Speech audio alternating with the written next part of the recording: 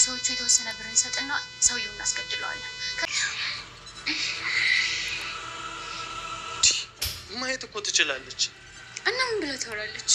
ቢያንስ እኮ መግባቢያ ቋንቋ አላቸው። ቆይ እንዴት ይሄ ይጠፋሻል? እና ብታወራ እሷን የሚሰማ ሰው አለ ብለህ ታስባለህ? ሻን ሳሜ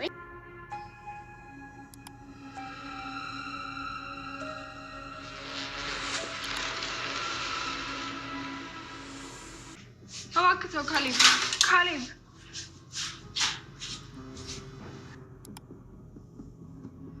አሰላሙ አለይኩም ወራህመቱላሂ ወበረካቱ። ድና የተከበራችሁ የቻናሌ ቤተሰቦች ሙስሊም ክርስቲያን ወገኖቼ በአለም ዳርቻ ያላችሁ ሰላም ብያለሁ። ለቤት አዲስ የሆናችሁ ሰብስክራይብ በማድረግ የደወሏን ምልክት በመጫን ቤተሰብ ሆኑ። ሞቅ አድርጉት። የትሁቴን ድራማ ይዤላችሁ መጥቻለሁ። ቪዲዮውን በላይክ ጀምሩት። የትሁቴ ድራማ ሲጀምር በቃ ምን እንደሚያደርግ ግራ ገብቶታል። ጭራሽ አባባን እኮ 4 ሚሊዮን ብር ጠይቋቸዋል። አባባም ላለማስነቃት እሺ ብለዋል። ግን ደግሞ በሆነ መንገድ መሸወድ እንዳለባቸውም ተረድተዋል። አባባ ስራቸውን ተጠንቅቀው ነው የሚሰሩት። እንደዛ ስቃይና መከራ ያበዛችባቸውን ቲናን ተብዬዋን በተለይ በሚገባት መልኩ ለመበቀልና ለማሳበድ ቆርጠው ተነስተዋል።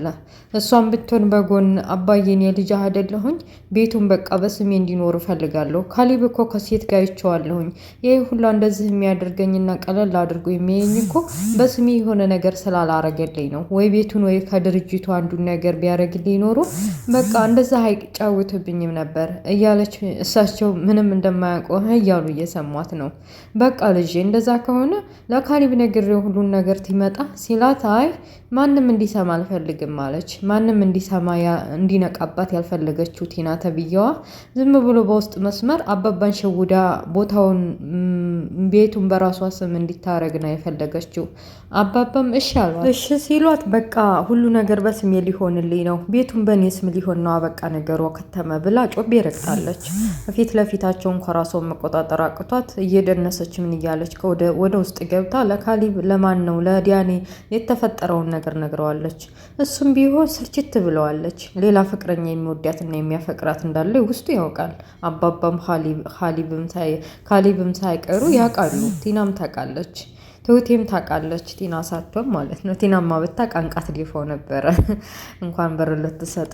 ድብቅ አድርጎ እሱን አባባ ብር ጠይቋቸዋል። 4 ሚሊዮን ብር እንዲሰጡኝና ለማንም ሳይናገሩ፣ በተለይ ደግሞ ቲናን እንደዚህ በውስጥ መስመር ለማንም ሳይናገሩ እንዲሰጡት የፈለገው እንዳይነቃበት ነበር። ትሁቴ ማናት ቲና ይሄንን ጉድ ከሰማች ለምንድን ነው ከኔ ደብቀ ከአባባ 4 ሚሊዮን ብር ልትቀበል ያስብከው ብላ ስለምትጠይቀው በቃ ካሌብም ቲናም እንዲያውቁ አልፈለገም። በቃ እንደዛ ከሆነ እስኪ ሞክራለሁ፣ ለማንኛውም ላስብበት፣ ቀላል ብር አይደለም የጠየከኝ ምናምን ብለው መልሰውለታል። እሱም ደስ እያለው በቃ ቲናን በመንገድ ዛና ፈታ ሲሉ ደስ እያለው ሲስቃው አይታ ከመቼ ወዲህ እንደዚህ ሳቅ እየሳክ ነው? ምን ሆኖ ነው? ምን ታገኛለችሁ? ምንም፣ እንደውም ጓደኛ ይመቷል እሱ ጋር ሊሄድ ነው ብሏታል። እኔን ጥለህ ነው የምትሄደው? በቃ ካሌብ የሌለ መስሏት ቤት ፏ ብትን ማለቱ ከዲያኔ ጋር በቃ ጥሩ ጊዜ ማሳለፉ ለሷ አለሟ ነው። እና ጥለህ ልተር ነው ብቻዬን እያለ ስትሟዘዝበት እባክሽን ተይኝ፣ እኔን ሮቦት ወይም ደግሞ መኪናሽ ወይም የሆነ ነገር አይደለሁም፣ አሻንጉሊትሽ አይደለሁም። ቢያንስ ከጓደኞች ጋር ተገናኝቼ የፈለጉትን እንዳረግ እንድጫወት ፍቀጅልኝ። በ24 ሰዓት ሙሉ ላይ ተለጠፍ አይከብድም ማለት በቃ እንደውም አንቺ እንደዚህ ስርስር አድርገሽ ያስቀመሽኝ ገንዘብ ስለምትሰጪኝ ነው። በቃ ገንዘቡንም አልፈልግም፣ ተይው፣ እንደፈለኩ ልሆን፣ እንደፈለኩ ወጥቼ ልግባ፣ ተይኝ፣ በወጣ በገባ ቁጥር አጭቅጭቀኝ ብሏታል። እሷም ያው ስለምትወደው እንዳይርቃት ብላ በቃ እሺ ደግ ምክንያትን ከኔ ለመራቅ ምክንያት አትደርድር፣ ለማንኛውም ገንዘብህን እሰጥሃለሁ ብለዋለች። አባባና ካሌብ ቡና እየጠጡ ስለራሳቸው አውርተዋል። አባባ ለነገ ጧት ቀጠሮ ስላለው ከቲና ጋር እንዴት ብሎ የቤቱን ስም ማዘዋወር እንዳለባቸው አስበዋል። ካሌብም አነሳባቸውና አታስቢ የኔ ልጅ እሰራላታለሁ፣ ጨርቋን ቀዳ አብዳ እንድትሄድ ነው ማረጋት። እኔ ለብዙ ዓመታት ኩርሲ ላይ ስንክልክል አድርገው ፍሬንች ላይ እንዳስቀመጠችኝ ምንም ነገር ሳትይዝ ነው ከዛ ቤት ውልቅ እንድትል ማረጋት። አሁን ይልቅ እንድማቀው ሰው አለ የቦታውን ፎርጂድ ወረቀት የሚሰራ የቦታውን ስም ማዘዋወር እና እሱን አሰርቼ የእውነት እስከሚመስላት ድረስ ፈርሜ እሰጣታለሁ። ከዛ በኋላ ሰዓቱና ጊዜው ሲደርስ የፎርጂድ መሆኑ ሲገባ ታብዳለች ብለው ሲነግሩ ካሌብ የአባቱ ታሪክ የአባቱ ሁኔታ በቃ እንዴት ብታስበው ነው ታውቃለህ፣ እንደዛ አላስብኩም ነበር እያለ በአባቱ ድርጊትና በአባቱ ቅንጭላት አእምሮ መብሰል እንትን እያለ ነው እየተገረመ ነበር። እና ስላጠፋው ጥፋት እስከዛሬው ደግሞ ቢነግሩትም ይችል ጥፋተኛ ናት ቲና ተብያ ናት እንደዚህ ስንክልክል አድርጋ ያስቀመጠችኝ በአንተ ላይም እየወሰለተች ነው ብለው ቢነግሩት አባቱ አላመነም ነበር። እና በየደቂቃው ትሁቴንና አባቱን የቅንጭላት ጸጸት ስለሆነበት ስላልሰማቸው ስላለፈው ነገር በየደቂቃው ይቅርታ እየጠየቃቸው ነው። ትሁቴን ቢሆን እንዴት ቻልሻቸው እያላት ነበር ኪችን ላይ። እንዴት ይሄን ሁሉ ጠገብሽ? አሁን እኮ ላባዬ ባይኔ በብረቱ እያየሁኝ ካሌብ ከሴት ጋር አየሁት እየማገጠብኝ ነው ብላ ላባዬ ነገረችው። ቆይቼ ከመሬት ተነስታ ተየትም እንደው ውሸት እየለቃቀመች እንደዚህ እያረገች ለእኔም ስትነግረኝ ስለ እናንተ መጥፎነት ስነግረኝ የነበረው እንደዛ ነበር። እኔ ነኝ ጥፋተኛውም አልቆረጠልኝም ነበር። እናንተም ስትነግሩኝ ምንም አላመንኩም ነበር።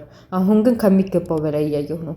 እንዴት ተቆጣጥሬ ደግሞ ያለ ትሁቴም ለማየት ያብቃህ እንጂ ከዚህ በላይ ብዙ ነገር ታያለህ። ግን ደግሞ ማየት አቅቶ ራስን መቆጣጠር አቅቶ ሌላ መጥፎ ነገር እንዳታረግ ወይ ነገሩን በዚሁ ቋጨው ብለዋለች። ግድ የለም እንደማንም ብዬ መጨረሻቸውን ጉዳቸውን ነው የማየው ማፈሪያዎች።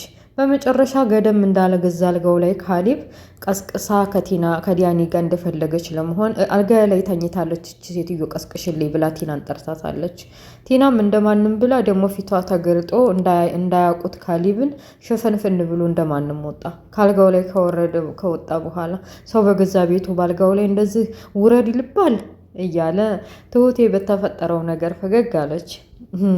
በገዛ አልጋህ መውጣትህ ነዋ። እኔ የሚያስቀኝና የሚገርመኝ ነገር እንደዚህ አንተ ሴት አለመሆንን ሲያውቁ ምን ሊሆኑ እንደሚችሉ ሳስበው እኮ ነው የሚገርሙኝ እያለ መሳቅ ጀመረች። በመጨረሻም ዲያኒ ካጠገባቸው ሳሎን ቁጭ ብሎ ካሌብም ተሸፋፍኖ ቁጭ ብሎ አለ። የሚፈጠረውን የሚያወሩትን ነገር ሁሉ እያየ ነው። ቲና ተብያዋ ነገሮቹ ተሳክተዋል። አባባም ሊፈርሙልኝ ተዘጋጅቷል። በቃ ነገ እልል ብለን በስሜ ይሆናል ብላ ስለሚሆነው ነገር እያወራችሁ ነው። ካሌብም እያዳመጣት ነው።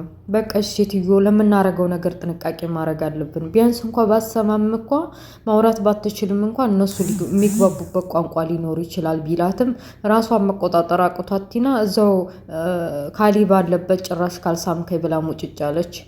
እና ወደ ውስጥ እንግባ እንጂ ደግሞ እሷ ፊት እንደዚህ እንሆናለን ብሎ ወደ ውስጥ ገብተዋል። ካሌብ ይሄንን ጉድ ሲያይ ራሱን መቆጣጠር አቅቶት ወደ ኪችን ሂዶ በቃ ቶሎ ብለሽ ለአባዬ ደውይልኝ ብሎ ትሁቴን ስልኳን ቀማት።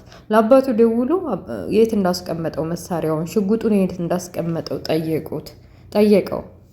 አባባም ልጅ ሊሳሳት ነው ብለው ነው መሰል አልነገሩትም የት እንዳስቀመጠው። በመጨረሻ ፊት ለፊቱ ቢላዋ ስላገኘ ቢላዋውን ይዞ ሊሸረካክታቸው ይሆን ሊገላቸው ምን ሌላቸው ይዞ በራፉን ሊከፍቱ የተዘጋጀ ድራማው ያልቃል። ውድ ቤተሰቦችዬ ይህን ይመስላል ትሁቴ ድራማ። በጣም ተወዳጅ የሆነ ድራማ ነው። ሄዱና እዩት። ፍቅር የሚል ቻናል አላቸው። በእኔንም በዛው ሰብስክራይብ እያረጋችሁኝ ስለነበረ ቆይታ አመሰግናለሁ። በሌላ ፓርት እስከምንገናኝ መልካም ሁሉ መኝላችኋለሁ። ለቤት አዲስ የሆናችሁ ሰብስክራይብ፣ ላይክ፣ ሼር ማድረጋችሁ እንዳትረሱ። ሰላም አለይኩም ወራህመቱላሂ ወበረካቱ። ባይ ባይ ቻው።